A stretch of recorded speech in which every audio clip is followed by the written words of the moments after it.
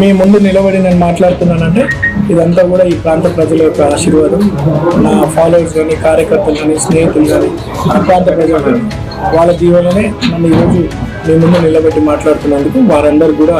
నేను రుణపడి ఉంటానని చెప్పి తెలియజేస్తూ, మరి నా మీద ఎంతో నమ్మకంతో కాంగ్రెస్ అధిష్టానం సోనియా మేడం గారు, రాహుల్ గాంధీ గారు, ఏఐసిసి ప్రెసిడెంట్ ఖార్గే గారు, కేసీ వేణుగోపాల్ గారు నాకు ఈ అవకాశం కల్పిస్తున్నందుకు వారికి కృతజ్ఞత తెలియజేసుకుంటూ,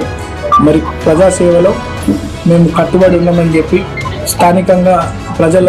నిర్ణయం మేరకు స్థానికులకి అవకాశం కల్పించాలని, యువకుల్ని సమాజానికి ఉపయోగపడాలనుకున్నటువంటి యువకుల్ని ప్రోత్సహించాలనే ఉద్దేశంతో మరి మా ప్రియతమ నాయకులు ముఖ్యమంత్రి రేవంత్ అన్న ఈ అవకాశం కల్పించడం, మా పిసిసి అధ్యక్షులు మహేష్ అన్న, ఇన్ఛార్జ్ మేడం మీనాక్షి నటరాజన్ గారు, అలాగే విశ్వనాథం గారు అండ్ ఎంటైర్ క్యాబినెట్ నా మీద నమ్మకం పెట్టి తీసుకున్నటువంటి నిర్ణయాన్ని మేమంతా కూడా మనస్ఫూర్తిగా ధన్యవాదాలు తెలియజేస్తా ఉన్నాను అందరికీ.